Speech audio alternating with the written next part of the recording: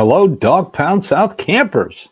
This is the Cleveland Browns Dawgpound South podcast, part of the Fanatical L's Network, part of the Fans First Sports Network, brought to you by Hemisphere Coffee, where they shake the hands of the farmer. You can find a link to Hemisphere on our Facebook page, Fanatical L's Facebook page. I'm your host, Steve Gill. Well, we do have one more technically OTA this week. It sounds like it's going to be mostly classroom work, which is good. All the veterans have already left. The rookies will stay in town to learn. So that's always good.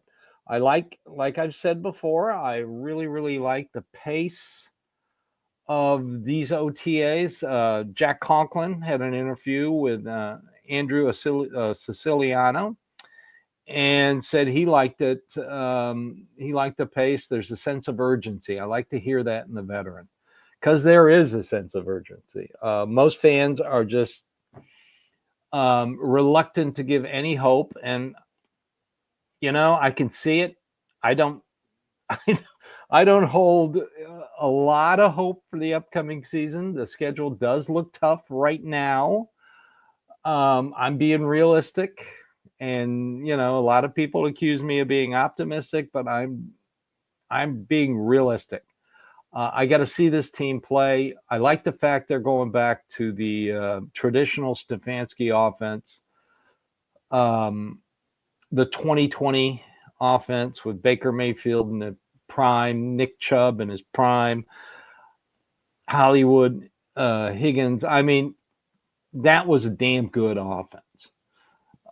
So if they can generate the same type of offense today, this year, that they did back then, I'll be very happy. And maybe I'll have a more sunny outlook. And because I went back and last Sunday and watched the games from last year. Yes, I know. I did it, so you don't have to. I noticed a lot of things that were forgotten in the early part of the season because we all remember how the season ended. Those last 6 games were a death march, and we all know it. And they stunk, and they were terrible. And Jameis Winston he probably just threw another interception. But the first part of the season, their run defense was bad. In the early parts of games, I know a lot of people will come back and say, well, they were out of it, and the defense got tired, and the other team was running the ball. That's true in the late of the season. You could tell the players were zoned out. Because let's face it, 3-14. I was zoned out too. But in the early part of the season, they were in games, and the defense wasn't the greatest in the first quarter, second quarter, third quarter, but it stepped up in the fourth quarter. That's the reason they won that second game against Jaguars. I mean, the Jaguars were running all over them, but defense stepped up, got them back in the game. And they were in the game against the Raiders. They were in the game against the Phillies. They were in the game against the Giants because the defense started to stop the run in the fourth quarter. So if anybody tells you, well, the run game sucked because they were out of game. No, early part of the season, they were not out of games. They could have easily won any of those games, especially the Raiders game when Nick Harris got called for the stupidest holding call I have ever seen. Even the announcers said it was dumb. So everything went wrong last year. Let's just hope everything goes right this year. But we won't know that until we know who our starting quarterback is. I'd like to give a different perspective. I know a lot of fans are upset that Shedeur Sanders isn't taking number 1 snaps. I understand that. On Thursday night, I kind of suggested that, well, maybe they're taking their time with him because they can see the talent and they don't want to rush him and they don't want to overpower him with a lot of information. Let's face facts. The most fragile ego on a NFL roster is the quarterback. It can go sour quickly. Look at last year in Deshaun Watson. Did he look confident? Did he look like he knew what he's doing? Did he look like the franchise quarterback that the Browns thought they were getting? No, he didn't. His confidence was shot. So why would you want to do that to potentially a future franchise quarterback? You don't want to do that. You hear reports that a lot of the veterans like him. He has a presence. Good. Bernie had a presence. Mayfield had a presence. They got that it factor. We'll wait and see on him. Now, a lot of people are complaining because Dillon Gabriel is getting first-team reps. Well, what I've heard is that the coaches love him because he is like a sponge. He soaks up everything and gets it right away. He learned 3 different offenses when he was in college and excelled at each one. And right now, everything they throw at him, he is just soaking it up. He's taking it in, and he is learning quickly.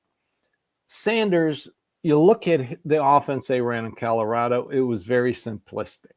It was kind of like the Jackson Dart at Ole Miss offense. You know, John Gruden had that video of him, and they asked him to go through what he did at the line of scrimmage, and the offense was basically 2 different types of clapping his hands.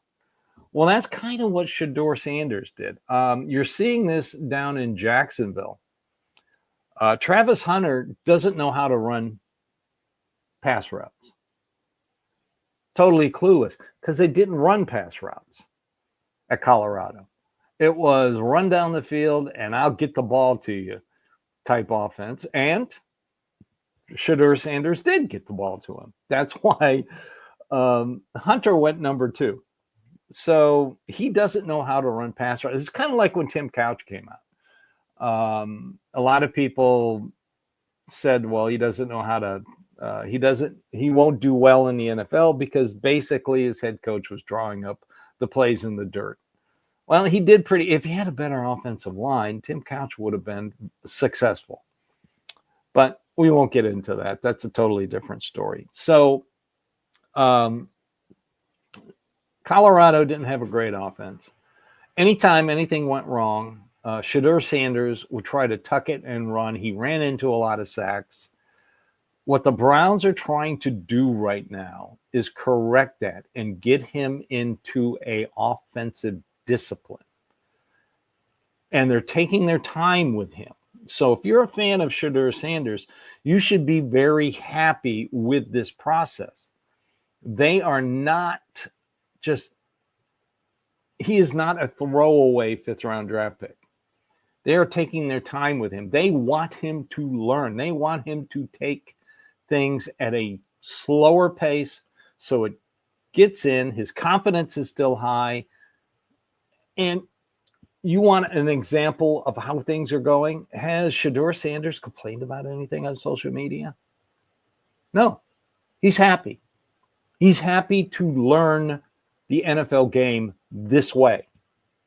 You see the videos of him and interacting with Joe Flacco. You've seen the videos of him and interacting with David Njoku. He's happy. He is learning at a slower rate than Dillon Gabriel because Dillon Gabriel was more in complex offenses in college than Shedeur Sanders. But you should be encouraged that the Cleveland Browns recognize this. They want to keep his confidence high, and they want to keep him in the game, in his head.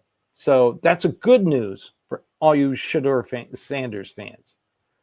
Let's take a quick break, and we'll come back and talk about some other stuff. All right, so golfer Jason Day. I mean, it is such a slow news day that the biggest thing people are talking about is Jason Day, golfer. He's well-known Cleveland Browns fan. Always said he's a Cleveland Browns fan. Well, he showed up at the recent tournament wearing some Steeler garbage. And somebody, of course, asked him, knowing full well he was a Browns fan, and of course he expressed his love for the Cleveland Browns. And he, I can understand if you like the Pirates, you like the Penguins, great. I'm a Cleveland fan through and through, Guardians, Browns, Cavaliers. But when it comes to hockey, I like the local team here in Nashville, the Predators. When it comes to MLS, I root for the Nashville SC. It can happen. So, but he said the Steelers were he liked the Steelers. Said he loved the Browns, liked the Steelers. They were his second best team. Jason, come on, think about that. What's going on up here? That's like saying you're an Italian connoisseur and all you eat is SpaghettiOs. Sorry, big guy. You're a Browns fan or not? That's it. Okay? But if that's the biggest story going on about the Cleveland Browns, that's good news. That means nobody got arrested, nobody's hurt, everything is going well. I hope that is the only thing people are talking about for the next 6 weeks. All right, speaking of the Steelers, apparently TJ Watt is a little jealous of Myles Garrett's contract. He wants a new one. Right now, he's 30 years old and he's making $20 million. The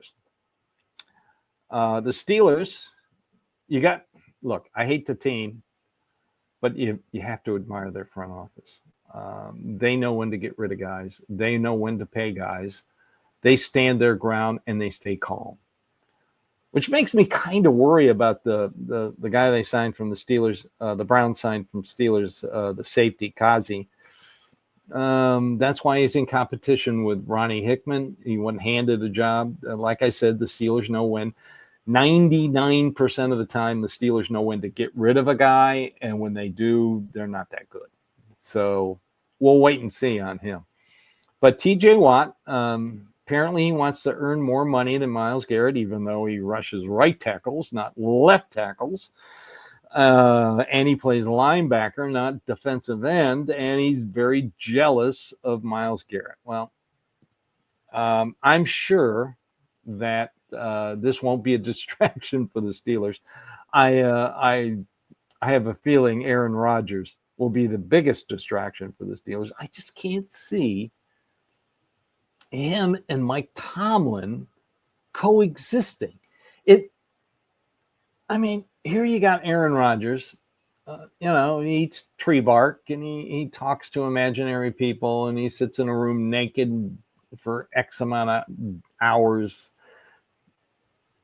And then you got Mike Tomlin, old school football coach who demands from his players that they give the best, except on Thursday nights when he's like 1-9 or 1-8.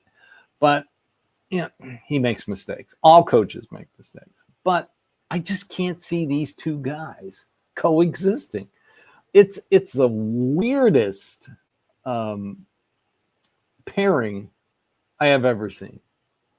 But, if the Steelers have dysfunction and have problems, we're happy. All right, that's it for today. I want to wish everybody a happy Father's Day. I know there's a lot of dads out there. They take their kids to Browns games. No, it is not child abuse. It is building a fan base. I've always said when I was president of the Middle Tennessee Browns backers, we'd always have a kids raffle before we did the halftime raffle for prizes. And no, we did not raffle off kids. Even though I said we were. But anyway, I called them the future designated drivers for Browns fans. And, my dad took me to games. That's why I'm a Browns fan. I took all you fathers that take your kids to games. Love it. I was at a Titans game when the Browns were playing. That's when Dorsey was the quarterback. And I knew they were going to lose. But Browns were in town. I had lower bowl seats, thanks to my parents who were season ticket holders for the Titans. So I was sitting there, and there was a guy with his two sons in front of me, and the kid kept looking back at me like, horror. There's a Browns fan sitting here. And finally, he looked straight back at me, and I just looked at him, and I said, I want you to appreciate what your father's doing right now. He is showing you that he loves you by introducing you to his favorite team, and it'll be your favorite team, and it'll be your kid's favorite team. And the dad looked back at me and, did the nod. I said, my father did the same thing with me with the Browns. And, I shook the guy shook my hand, and we talked a little bit. But that's what it's all about, sharing your experiences with your favorite sports team. So that's it for today. Again, happy Father's Day. This has been the Cleveland Browns Dawgpound South podcast, part of the Fanatical L's Network, part of the Fans First Sports Network, brought to you by Hemisphere Coffee. Again, like I always say, we appreciate you so much. I know the news is going to be rather slow for the next 5 or 6 weeks, but keep it here on the Fanatical L's Network. We'll bring you different opinions on anything that hits the news wire. So, again, thank you for following, subscribing, watching, and listening. And like I always say, go Browns.